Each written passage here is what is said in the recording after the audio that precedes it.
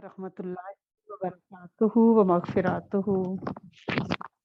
अल्हम्दुलिल्लाहि रब्बिल आलमीन। अल्लाह करीम ने अपनी फिर नजर करम की और अपनी रहमत के दरवाजे खोले और हम उसके जिक्र के लिए बैठे हैं। अल्लाह करीम हम सबको अपनी रहमत से कबूल फरमाए और माफ कर दे, करम कर दे और खैर की दौलत अता फरमाए। अल्हम्दुलिल्लाह रब्बिल आलमीन। जैसा कि हमारे सारे साथी हमने मुख्तलिफ नीयतें की हुई हैं जिन पे हम काम कर रहे हैं सारे मिल के, क्योंकि ये एक जमात है और अल्लाह का करम है कि हमारे बहुत से साथियों ने 1 करोड़ मरतबा दुरूद शरीफ पढ़ने की नियत की, वो उस पे कारबंद हैं।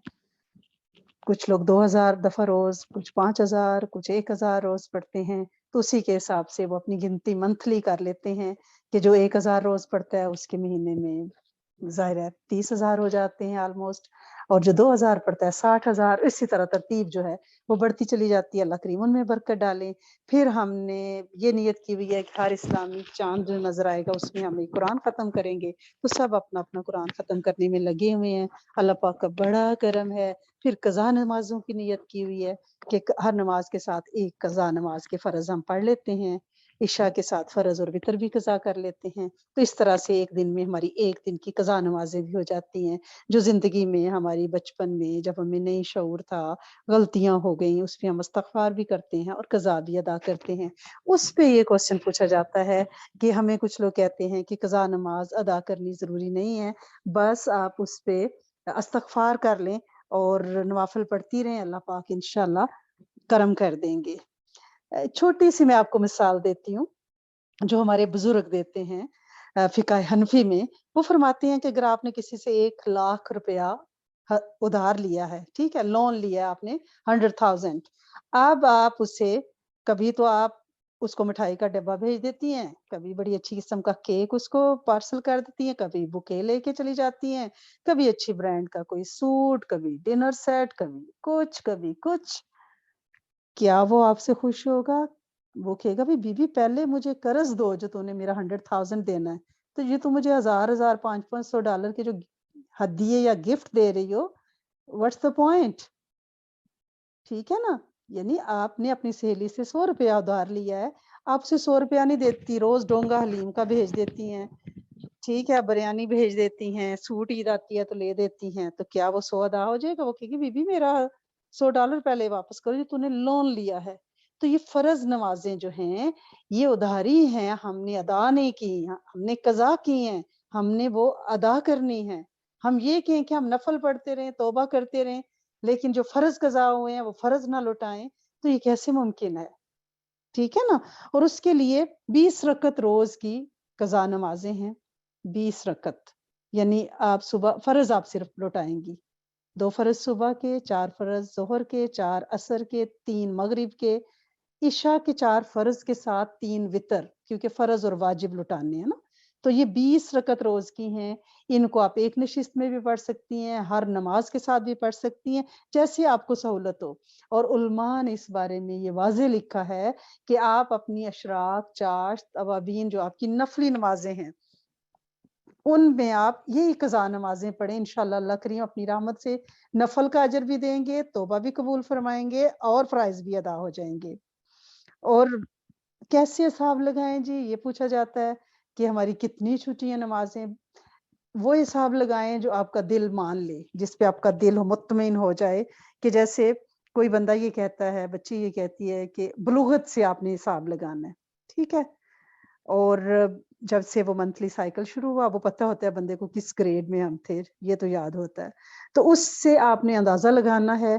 और बाज़ लोगों की शादी के बाद शुरू करते हैं नमाज़, बाज़ किसी बच्चे के बाद शुरू होती है। यानी होता है ना, बंदे को याद होता है कि उसके बाद हम रेगुलर नमाज़ में पक्के हो गए, तो उसके बाद हमने अपनी कोई नमाज़ नहीं छोड़ी।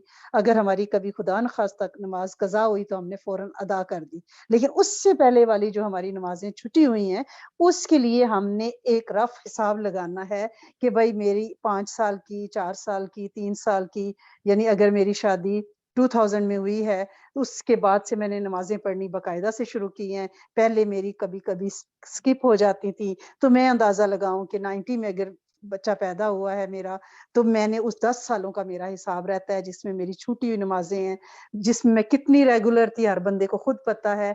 तो उससे अंदाज़ा लगाया कि कम से कम 6-7 साल की तो खुदा न ख़ास्ता मेरी नमाज़ें रह जाती हैं। तो उनको अपने पास नोट कर लें। हर नमाज़ के साथ जब भी आप नमाज़ पढ़ेंगी या इकट्ठी एक दिन में, जैसे आप चाश्त के वक़्त आपके पास टाइम है, आपने सोचा है कि आज मैं एक दिन की नमाज़ें एक साथ पढ़ लेती हूँ, तो आप पहले 2 फ़र्ज़ क़ज़ा फ़जर पढ़ेंगी। तो नियत क्या करनी है, इस पे बड़ा रौला पड़ता है कि भई हमें कैसे याद होगी किस तारीख की, कौन से सन की, कौन-सी नमाज़। तो इसको उलमा ने बड़ा आसान किया हुआ है। उन्होंने इस पे ये फ़रमाया है कि आप हर दफ़ा जब नियत करेंगी, तो मैंने नियत की अपनी पहली फ़र्ज़ क़ज़ा फ़जर की। हर दफ़ा यही कहेंगी, क्योंकि जब पहली अदा आ जाएगी, तो जो उससे अगली होगी वो पहली बन जाएगी ना। फिर वो अदा आ जाएगी तो उससे अगली पहली होगी। हर दफ़ा पहली फ़र्ज़ क़ज़ा असर, पहली फ़र्ज़ क़ज़ा ज़ोहर, ये कह के नियत ये होगी कि जो मेरी सबसे पहले छुटी थी नमाज़। और जब वो आप अदा कर लेंगी, तो नेक्स्ट डे आप जब आप कर रही हैं या नेक्स्ट टाइम जब आप नियत कर रही हैं, तो वो अब उससे अगली आपकी पहली क़ज़ा हो गई है ना। पिछली तो आपने फुलफिल कर ली है, उसको तो पूरा कर दिया है, ठीक? तो इस पे कोई आपका क्वेश्चन नहीं होना चाहिए। आपको मैंने बता दिया कि आप नवाफ़िल की जगह इनको पढ़ें, आप वैसे दिन में पढ़ें। एक दिन में हमारी कई साथी ऐसी हैं कि जिन्होंने एक दिन में 10-10 दिन की नमाज़ें क़ज़ा भी पढ़ी हैं। पूरा-पूरा दिन वो नमाज़ें पढ़ती रही हैं माशाल्लाह से। जब बंदे को लग जाती है ना, जिसको लग जाती है वो फिर चल पड़ता है, ठीक है? और वो तो अल्लाह पाक के लिए तो ऐसे है ना कि तू तो शहर अग से भी करीब था, लेकिन हमें से ये फ़ासला तय नहीं हुआ। वो तो इतना करीब है, वो हमारे नियतें जानता है। बंदे ने नियत की है, उसने नमाज़ें क़ज़ा अदा करनी शुरू कर दी हैं। इसी दौरान अगर फ़रिश्ता अजल आ जाता है, बंदे का टाइम ख़त्म हो जाता है इस दुनिया में रहने का, वो चला जाता है, तो मेरा रब तो बड़ा कदरदान है ना। उसे तो पता है मेरी बंदी ने नियत की थी और अदा भी कर रही थी। अगर मैं इसकी ज़िंदगी में मोहलत डालता, तो वो ख़त्म कर लेती। तो वो इंशाअल्लाह रहमत का ही मामला करेगा। ठीक है ना? अब ये है कि नबी करीम सल्लल्लाहु अलैहि वसल्लम की नमाज़ें पूछा जाता है कि कब-कब क़ज़ा हुई? क्या उनकी भी क़ज़ा हुई? जी, बिल्कुल, उन्होंने उनकी क़ज़ा हुई और उन्होंने अदा भी फ़रमाई। जहाँ तक ये है कि इस बारे में कोई वाज़ेह हदीस क्यों नहीं है? वाज़ेह हदीस कैसे हो सकती है?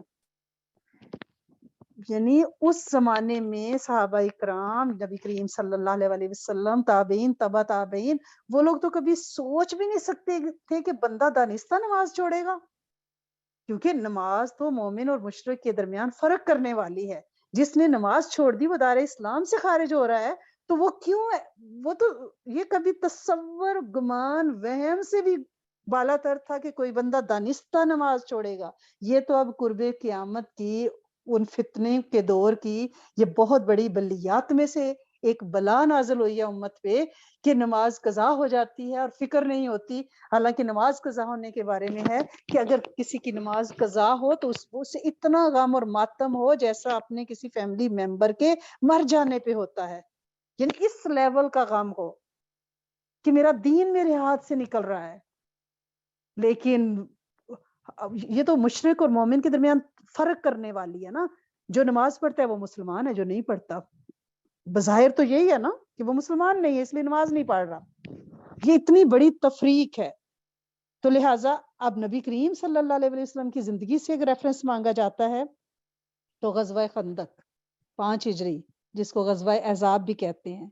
उसमें नबी करीम सल्लल्लाहु अलैहि वसल्लम और सहाबा-ए-किराम की बाज़ नमाज़ें फ़ौत हो गईं। सहीहैन में भी हज़रत जाबिर रज़ी अल्लाह तआला अन्हु से मरवी है कि हज़रत उमर बिन ख़त्ताब खंदक के रोज़ आए और कुफ़ार को सख्त सुस्त कहते हुए कहने लगे, या रसूलल्लाह सल्लल्लाहु अलैहि वसल्लम, आज मैं बमुश्किल सूरज डूबते-डूबते नमाज़ पढ़ सका हूँ। यानी इतनी जंग में ज़ोर था, इतना स्ट्रेसफुल डे था, दुश्मन आमने-सामने खंदक के उस पार है, पूरा दिन वो खंदक अबूर करने की कोशिश कर रहा है। ओ और उस पे यानी ये हो रहा है कि तेगो-तफ़ंग चल रहे हैं। तो उस वक़्त उन्होंने फरमाया कि मैं इतना मसरूफ़ था, हज़रत अली करम अल्लाह वजह शिकायत कर रहे हैं, दुश्मन को सख्त सुस्त कहते हुए क्या फरमा रहे हैं कि मेरी नमाज़ छूट रही थी, सूरज डूब रहा था और उस वक़्त मैंने नमाज़ पढ़ी है। तो नबी करीम सल्लल्लाहु अलैहि वसल्लम ने फरमाया, मैंने तो वल्लाह अभी नमाज़ पढ़ी ही नहीं है। यानी इतनी जंग में एक कंसेक्टिव जंग हो रही थी, कांस्टेंट तीरों की पुछाड़ ہو رہی تھی، دشمن آواز پہ اساد پہ سوار تھا، تو دونوں طرف سے اتنی تیزی تھی جنگ میں کہ آپ صلی اللہ علیہ وسلم نے بھی اثر نہیں پڑی۔ اس کے بعد ہم لوگ نبی کریم صلی اللہ علیہ وسلم کے ساتھ بطحان، وہ چھوٹا سا ایریا ہے، بطحان میں اترے۔ آپ صلی اللہ علیہ وسلم نے نماز کے لیے وضو فرمایا، ہم نے بھی وضو کیا، پھر آپ نے عصر کی نماز پڑھی۔ یہ سورج ڈوب چکنے کے بعد کی بات ہے۔ اب یہ دیکھیں صاحب ترتیب جو بندہ ہے، اگر اس کی ایک نماز چھوٹی ہے تو اگلی نماز پڑھنے سے پہلے وہ اپنی پریویس نماز ادا کرے گا تاکہ ترتیب میں رہیں۔ اب سورج ڈوب گیا ہے لیکن آپ نے پہلے اپنی عصر پڑھی ہے، اس کے بعد مغرب کی نماز پڑھی، لیکن اگر ایسا ہو کہ آپ مغرب میں بھی لیٹ ہیں، کہ اگر آپ عصر کی قضا پڑھنے لگتی ہیں تو مغرب چھوٹ جانے کا خطرہ ہے، تو آپ وقتی نماز کو پہلے پڑھیں گی پھر قضا پڑھیں گی۔ یہ نہیں کہ آپ پچھلی قضا ادا کر رہی ہیں تو جو وقتی ہے وہ بھی قضا ہو جائے۔ تو اگر ٹائم تھوڑا ہے تو پھر آپ پہلے وقتی نماز پڑھیں گی، ادروائز ترتیب کو آپ نے ذہن میں رکھنا ہے سیم ڈے کی نمازوں میں۔ نبی کریم صلی اللہ علیہ وسلم کو اس نماز کے فوت ہونے کا اس قدر ملال تھا کہ آپ نے مشرکین پر بد دعا فرما دی۔ سوچیں تو صحیح، آپ رحمت للعالمین ہیں، آپ کو اپنی نماز کے جانے کا اتنا دکھ تھا کہ آپ نے اس پہ مشرکین کے لیے بد دعا فرما دی۔ چنانچہ صحیح بخاری میں حضرت علی رضی اللہ تعالیٰ عنہ سے مروی ہے کہ نبی کریم صلی اللہ علیہ وسلم نے خندق کے روز فرمایا، اللہ ان مشرکوں کے لیے ان کے گھروں اور قبروں میں آگ بھر دے، جس طرح انہوں نے ہم کو نماز وسطیٰ کی ادائیگی سے مشغول رکھا یہاں تک کہ سورج ڈوب گیا۔ اسی سے آپ اندازہ لگا لیں کہ نماز کا قضا ہونا، نماز کے وقت کا گزر جانا کس قدر تکلیف دہ ہے، کہ آپ صلی اللہ علیہ وسلم نے بد دعا فرمائی، اور کتنی سخت بد دعا فرمائی ہے ان مشرکین کے لیے جنہوں نے اس نماز سے آپ کو روکے رکھا کہ ان کے گھروں کو بھی اور ان کی قبروں کو بھی آگ سے بھر دے، کہ سورج ڈوب گیا اور ہماری نماز ان کی وجہ سے رہ گئی ہے۔ اب ہم یہاں سوچیں ہمیں کون سی چیزیں نماز سے دور رکھتی ہیں؟ ہمارا ٹی وی، ہمارا سوشل میڈیا، ہماری فیملی گیدرنگ، ہمارے بچوں کی وہ سوئمنگ کی کلاسیں اور ساکرز کی کلاسیں، اور ہمیں جو ہوتا ہے کہ نہیں اب نماز کا ٹائم ہے لیکن ادھر سے بچوں کا ساکر جا رہا ہے۔ یہ یہاں پہ آپ سوچیں اس بد دعا کو دیکھتے ہوئے۔ اور مسند احمد اور مسند شافی میں یہ صاحبان ان سے مروی ہے کہ مشرکین نے آپ صلی اللہ علیہ وسلم کو ظہر، عصر، مغرب اور عشاء کی نمازوں کی ادائیگی میں مصروف رکھا کہ یہ نمازیں قضا ہوگی، چنانچہ آپ نے یہ ساری نمازیں ترتیب کے ساتھ ایک ساتھ پڑھی۔ حضرت امام نووی فرماتے ہیں کہ ان روایتوں کے مطابق کیونکہ مختلف نمازیں قضا ہوئی ہیں، تو امام نووی کیا فرماتے رحم اللہ، وہ فرماتے ہیں کیونکہ غزوہ خندق کا سلسلہ کئی روز تک جاری رہا تھا، کیونکہ یہ جنگ اتنی اصابی جنگ تھی، اس میں جانی نقصان اتنا نہیں ہوا لیکن یہ طویل جنگ تھی، تو اس پورے عرصے کے دوران آپ کی مختلف نمازیں قضا ہوئی ہیں، تو اس وجہ سے وہ مختلف نمازوں کو مختلف روایات میں بیان کیا گیا ہے، یعنی کسی دن ایک صورت پیش آئی ہے کہ عصر رہ گئی ہے، کسی دن کوئی دوسری نماز رہ گئی ہے، ٹھیک ہے۔ تو اس طرح آپ کی وہ جو نمازیں رہی ہیں آپ نے ان کی قضا ادا کی ہے۔ اگر یہ کہا جاتا ہے کہ کہاں لکھا ہوا ہے کہ قضا ادا کی جائے اور کیسے کی جائے، کیونکہ آپ اس روایت سے دیکھ رہے ہیں اور یہ روایت آپ کو صحیحین میں مل جائے گی، بخاری اور مسلم میں مل جائے گی، اور اس میں اس کی ترتیب بھی لکھی ہوئی ہے کہ آپ نے، اور یہ الرحیق المختوم میں مولانا صفی الرحمان مبارک پوری کی مستند کتاب ہے، یعنی اول انعام اس کو دنیا بھر میں سیرت نبوی کی جتنی کتب ہے نا اس میں فرسٹ انعام اس کو ملا ہے اس کتاب کو، اور سرٹیفائیڈ ہے، اور آپ یہ نہیں کہہ سکتی کہ نمازیں قضا ہیں تو آپ استغفار کر لیں، نہیں۔ اگر آپ فقہ حنفی سے ہیں، حضرت امام ابو حنیفہ کے مسلک سے، اہل سنت والجماعت سے آپ کا تعلق ہے، تو آپ کو اپنی قضا نمازوں کی ادا کرنی ہے، بالکل اسی طرح جس طرح کہ آپ نے کسی کا قرض دینا ہو تو آپ ہدیوں سے کام نہیں چلائیں گی کہ آپ نوافل پڑھ لیں، آپ کو قرض دینا ہوگا، ٹھیک ہے نا۔ اور آپ یہ بھی تو سوچیں نا کہ اگر کسی کا آپ نے قرض دینا ہے، آپ تھوڑا تھوڑا کر کے دینا شروع کر دیں، آپ نے کسی کا 10,000 دینا ہے، آپ 100 بھی مہینے کا دینا شروع کر دیں، اس کو تسلی ہو جاتی کہ بندی دینے پہ تیار ہے، دے رہی ہے، ٹھیک ہے نا۔ اگر اسی دوران بندہ گزر بھی جاتا ہے تو وہ معاف بھی کر دے گا کہ نہیں بھائی اب وہ بندہ رہا ہی نہیں ہے، لیکن وہ جب تک تو وہ دے رہا تھا، منتھلی ریگولر دے رہا تھا، تو ہمیں یہ کوشش کرنی ہے اور اپنی نمازیں لٹانی ہے۔ اب غزوہ خندق کے موقع پہ جو آپ کی نمازیں قضا ہوئی ہیں اس میں مختلف روایات ہیں. حضرت بلال رضی اللہ تعالیٰ عنہ کو آپ نے جب نمازیں قضا ہوئی تو آپ نے انہیں حکم فرمایا، انہوں نے اذان اور اقامت کہی. نبی کریم صلی اللہ علیہ وسلم نے زور کی نماز پڑھی کیونکہ سب کی قضا ہوئی تھی نا. آپ صلی اللہ علیہ وسلم نے حضرت بلال کو حکم دیا کہ اذان بھی کہو اور اقامت بھی. انہوں نے ایسا ہی کیا. آپ نے زور پڑھی، یہ مغرب کے بعد کا ٹائم ہے، سورج ڈوب ہو چکا ہے. پھر اقامت کہی تو عصر کی نماز پڑھی. پھر اقامت کہی، مغرب کی نماز پڑھی. پھر اقامت کہی اور عشاء کی نماز پڑھی. پھر حضرت امام احمد فرماتے ہیں کہ غزوہ احزاب میں مغرب کی نماز پڑھ کر فارغ ہوئے تو فرمایا کسی کو معلوم ہے میں نے عصر پڑھی ہے؟ یہ اور دن کا واقعہ ہے. میں نے ابھی حضرت امام نووی کا آپ کو بتایا نا رحم اللہ کا کہ وہ فرما رہے ہیں یہ جو روایتیں ہمیں ملتی ہیں یہ مختلف دنوں کی ہیں کیونکہ غزوہ احزاب زیادہ دن تک چلا اور مختلف موقعوں پہ آپ کی نمازیں قضا ہوئی.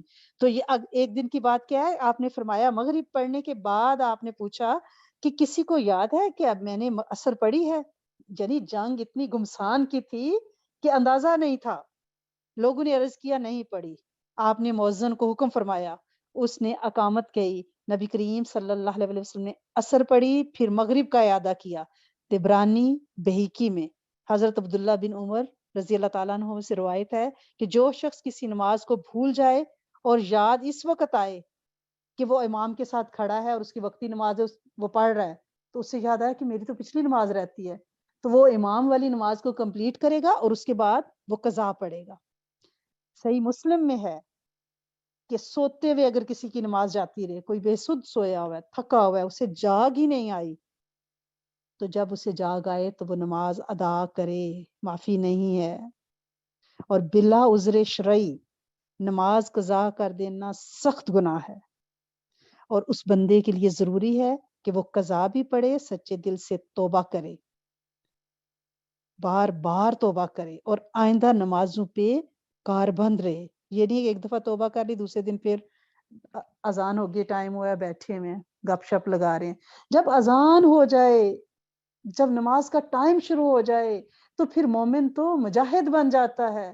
وہ تو بس وضو کے لیے چلتا ہے، وضو تازہ کرتا ہے اور اللہ سے دعا کر کے کہ اللہ سونے یہاں تک میرے بس میں تھا، میں نے وضو کر لیا، پلیز اب مجھے اچھی سی خشوع و خضوع والی مقبول نماز پڑھا دیں. جائے نماز پہ کھڑی ہوں، تھوڑی دیر استغفار کریں، اپنا تعلق اللہ عز و جل سے بنائیں اور اس کے بعد توجہ والی نماز پڑھیں.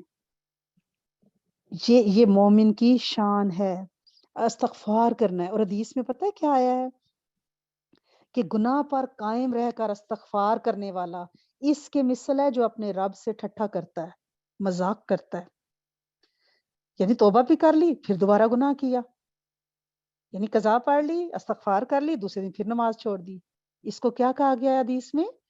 گناہ پر قائم رہ کر استغفار کرنے والا اس کی مانند ہے جو اپنے رب سے مذاق کرتا ہے، ٹھٹھا کرتا ہے. اگر کسی کو دشمن کا خوف ہو، چور آ گئے ہیں، ڈاکو آ گئے ہیں اور اس کی نماز چلی گئی ہے، لیکن جو ہی اس کو امن ملے وہ فوری طور پہ اپنی نماز پڑھے. یعنی یہ نہیں ہے کہ اب اس صدمے جی ہاں جی وہ چوری ہو گئی تھی، اگلا پورا ہفتہ لوگ آ رہے ہیں چور کی ڈیٹیل سے قصے سنائے جا رہے ہیں اور نمازیں جا رہی ہیں. نہیں، آفت کوئی پڑی ہے، جو ہی امن ملے یعنی وہ سیٹل ڈاؤن، وہ معاملہ ہو جائے، یعنی چور چلے جائیں خدا نخواستہ فوری طور پہ، اور جس چیز کا بندوں پر حکم ہے اسے وقت پر بجا لانے کو ادا کہتے ہیں.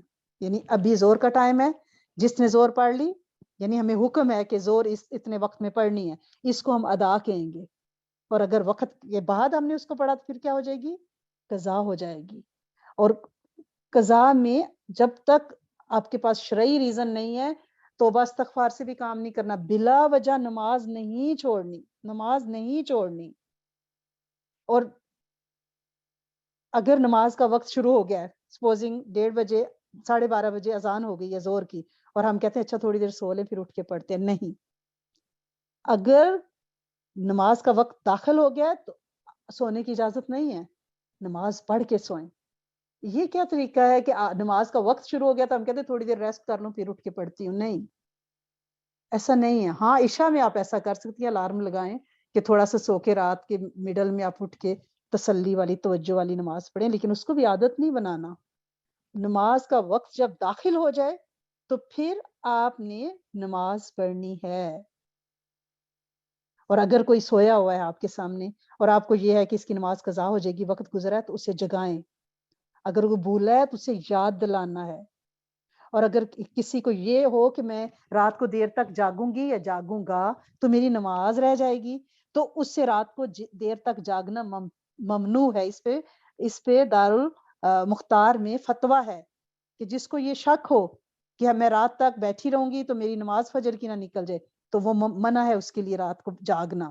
رات کو مومن کی یہ شان ہے کہ وہ جلدی شام کو سوتا ہے اور جلدی جاگتا ہے. یہ کون سا ماڈرنزم ہماری سوسائٹی میں، مسلمان گھرانوں میں آ گیا ہے کہ ہم تو فون آتا ہے، میسج رات کو 2:30 بجے آ رہا ہوتا ہے، جی ابھی ہم نے ڈنر کیا. اور ابھی کیا ہو رہا ہے بھائی؟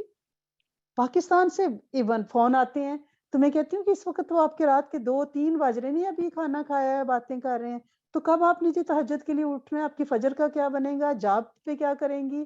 لیٹ جائیں گی، پھر وہاں پہ پورا دن جمائیاں لیتی رہیں گی. وہ رزق جو کمائیں گی وہ کیسے حلال ہو جائے گا؟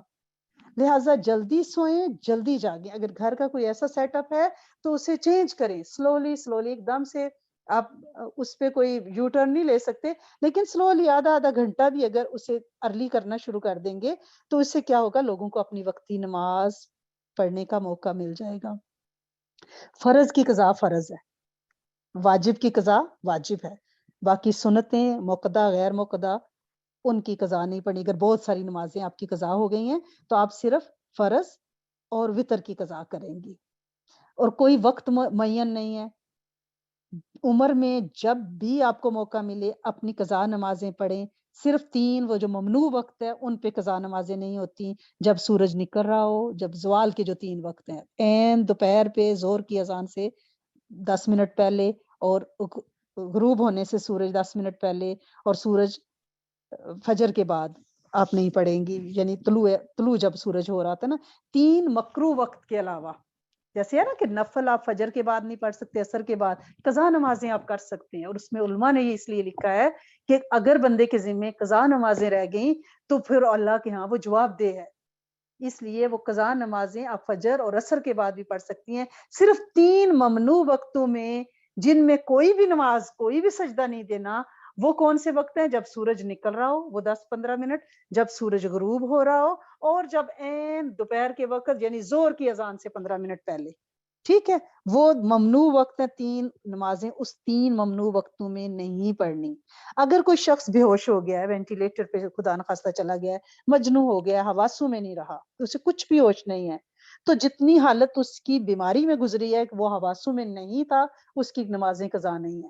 ٹھیک ہے نا؟ جب وہ ہوش میں آیا اس کے بعد وہ ترتیب سے اپنی نمازیں پڑھنے لگ جائے. یا کوئی شخص مرتد ہو گیا، دین سے ہی پھر گیا معاذ اللہ، اب دوبارہ اس نے اسلام قبول کیا ہے، تو جو ارتداد کی حالت میں اس کی نمازیں گئی ہیں وہ اس پہ نہیں ہے، کیونکہ وہ تو مسلمان ہی نہیں تھا نا.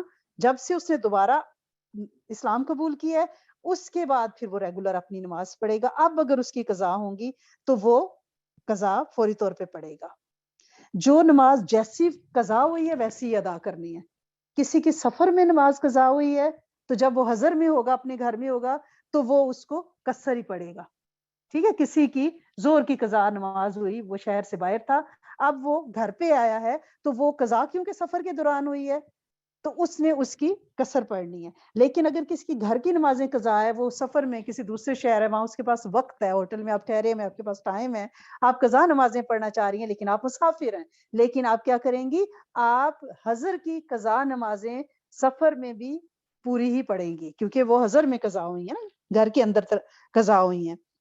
اور ترتیب سے نماز لوگ کہتے ہیں کہ پڑھیں ہم، کہ فجر کے پہلے فجر، پھر زور، پھر عصر. یہ ترتیب اس میں ہے کہ اگر آپ کی ایک دن کی نماز اس طرح سے قضا ہوئی ہے. لیکن اگر آپ کی پچھلے کئی سالوں کی نماز قضا ہے تو ہر دفعہ پہلی نماز فجر آپ ایک دن میں، آپ کو لگتا ہے کہ فجر کی آپ کی اکثر قضا ہوئی ہیں زندگی میں. اکثر لوگ یہ شکایت کرتے ہیں نا کہ نعوذ باللہ، اللہ معاف کرے، کہ فجر اور عشاء ہماری زیادہ قضا ہوئی ہے، تو وہ کہتے ہیں کہ ہم نے اس کی زیادہ ادا کرنی ہے. تو آپ ایک دن میں 10 بھی فجر قضا کر سکتی ہیں، وہ کوئی مسئلہ نہیں ہے. ہاں اگر سیم دن کی قضا ہے، اس دن کی خدا نخواستہ، اور اسی دن آپ نے پڑھنی ہے، تو پھر اس دن آپ ترتیب رکھیں گی، ادروائز کا ترتیب رکھنا ضروری نہیں ہے. اور ترتیب ایسے بھی ہے جیسے ایک عورت کی ایک نماز قضا ہوئی ہے، اس کے بعد اس کی پیریڈز ہو گئے، اس نے نماز نہیں پڑھنی. اب جب وہ اس سے فارغ ہوئی ہے اپنے سائیکل سے، تو وہ پہلے اپنی قضا نماز پڑھے گی، پھر وقتی نماز پڑھے گی. کیونکہ جس کے ذمہ قضا نمازی ہوں ان کا جلد از جلد پڑھنا ضروری ہے. جو ہی فرصت ملے آپ نے فوری طور پہ نمازیں پڑھنی ہیں. نوافل کی جگہ آپ اپنی قضا نمازیں پڑھیں. اور جس کی نمازیں قضا ہو گئیں وہ فوت ہو گیا، اور اگر تو وہ وصیت کر گیا ہے کہ میرے مال میں سے 1/3 میرے فرض اور وطر اور جو میرے روزے قضا ہوئے ہیں یعنی وہ دے دیں، تو ٹھیک ہے آپ دیں، ورنہ بچوں کو خود سوچنا چاہیے کہ ابا اماں نے وصیت نہیں کی تو ہمیں پتہ ہے کہ ان کے ذمہ قضا نمازیں ہیں، تو ان کے لیے ان کے مال کا کچھ حصہ فدیے کے طور پہ دیں. اب ایک نماز کا کتنا آپ نے فدیہ دینا ہے؟ ایک نماز کا فدیہ اتنا ہی ہے جتنا فطرانہ ہے. عید پہ جیسے $7 تھا پچھلے سال فطرانہ جو ہم عید پہ دیتے ہیں، روزوں کی کمی بیشیوں کا عید نماز پڑھنے سے پہلے فطرہ دیا جاتا ہے، تو ایک نماز کا ہے. اور اب آپ کی ایک دن میں 6 نمازیں قضا ہیں، 5 فرض اور 6ٹی آپ کی واجب. تو آپ سوچے $42 روز کے. اس لیے بہتر ہے نا کہ نمازیں پڑھیں اور وصیت بھی کر کے جائیں، اور کوشش کریں کہ جب نمازیں لٹائیں تو بعض لوگ کہتے ہیں ہماری تو پوری زندگی کوئی قضا ہی نہیں ہوئی، لیکن بعض اوقات کوئی نمازیں ہم نے پوری صحت کے ساتھ ادا نہیں کی ہوئی، اس میں کوئی نقصان ہے، کوئی قرات ہے، ہو سکتا ہے ہم سجدہ بھول گئے، اس وقت ہماری قرات اچھی نہ ہو، کسی جگہ پہ ہم نے تسبیحات پراپر نہ پڑھی ہوں. اس لیے بہتر ہے کہ قضا نمازوں پہ اپنی توجہ دی جائے. اللہ کریم ہم سب کو صاحب ترتیب بنا دے اور اپنی نمازوں کو باقاعدگی سے ادا کرنے والا بنائے انشاءاللہ العزیز، اور قبول بھی فرما لے. اللہم انی اسألک و اتوجہ الیک بنبینا محمد صلی اللہ علیہ وآلہ وسلم نبی رحمت یا محمد انی اتوجہ بک الی ربک ان تقضی حاجاتی. اے میرے کریم مالک، اے میرے سونے آقا، ہم آپ سے توبہ مانگتے ہیں کہ زندگی میں بہت سے ہمارے فرائض سنت واجبات پہ جو ہم سے کمیاں کوتاہیاں ہوئی ہیں آپ ہمیں معاف کر دیں، اور اپنے فرائض اور واجبات کی ادائیگی کی ہمیں توفیق عطا فرمائیں. اور اللہ کریم جو ہمارے بڑے پیارے اس دنیا سے رخصت ہو گئے ہیں، اللہ کریم ہمارے مال میں اتنی وسعت اور برکت عطا فرمائیں کہ ہم ان کے نمازوں اور روزیوں کے فدیے ادا کر پائیں. اے میرے سونے آقا، اے میرے کریم مالک، ہم بندہ بشر ہیں، بلکہ اللہ کریم بہت ساری غلطیاں اور کوتاہیاں اور کمیاں ہمارے بول میں، ہمارے کول میں، ہماری باڈی لینگویج میں ہو جاتی ہیں. اللہ کریم جو نمازیں ہم نے پڑھی ہیں ان کی درستگی کا بھی ہمیں اعتماد اتنا نہیں ہے کہ ہم نے وہ ویسی پڑھی ہیں جیسی نبی کریم صلی اللہ علیہ وسلم چاہتے ہیں کہ ان کی امتی نمازیں پڑھیں. اللہ کریم آپ ہمیں معاف کر دیں اور ہمیں توفیق عطا فرمائیں کہ ہم اپنی نمازوں کا اعادہ کریں، تاکہ بہتر اور بہتر طریقے سے اپنا اکاؤنٹ آپ کے پاس لے کے پہنچے، اور اب ہمیں اس میں سرخرو فرمائیں اور آئندہ اپنی نمازوں میں ہمیں صاحب ترتیب بنائیں. کہ اے میرے کریم مالک، اے میرے سونے آقا، تو غنی ہے، ہم تو فقرے ہیں، محتاج ہیں، مانگتے ہیں، اور جو غنی اور بادشاہ و پالنہار ہوتا ہے وہ اپنے فقیروں پہ بڑا ہی ترس کھاتا ہے. اللہ کریم ہم آج آپ سے یہ دعا مانگتے ہیں کہ اللہ کریم ہمیں ہماری قیامت تک کی نسل اور پوری امت کو نمازوں میں صاحب ترتیب بنائیں، خشوع و خضوع اور عاجزی والی مقبول نمازیں عطا فرمائیں. اور اللہ کریم ایک ایک فرد کو پے در پے حج اور عمرے مقبول عطا فرمائیں. اور جو ہمارے ساتھی اس سفر میں ہیں اللہ کریم ان کو بہترین بہترین فرائض ادا کرنے کی توفیق دیں، اور اللہ کریم مقبول سفر انہیں عطا فرمائیں. اے میرے کریم مالک، میرے سونے آقا، ہمیں غیبتوں سے بچا لیں، وہ کبیرہ گناہ ہے. اللہ کریم ہمیں زبان کا کنٹرول دے دیں. اللہ کریم ہماری نگاہوں کی حفاظت کریں، وہ کبھی نہ پھسلے. اللہ کریم ہم بالکل بے بس ہیں، آپ ہم پہ رحمت کریں اور ہمیں بچائیں شیطان کے غلبوں سے.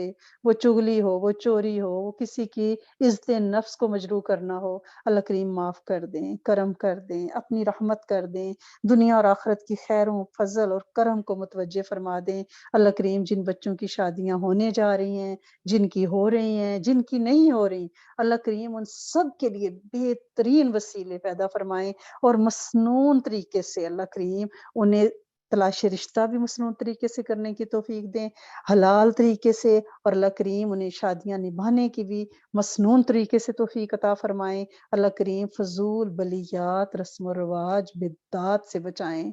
ऐ मेरे करीम मालिक, जो गोदें खाली हैं, उन्हें बेहतरीन अल्लाह करीम नरीना स्वाले मुत्तकीन की इमाम बेऐब बेहतरीन आईक्यू लेवल वाले ज़हनी जिस्मानी सेहत वाले बच्चे अता फरमाएं।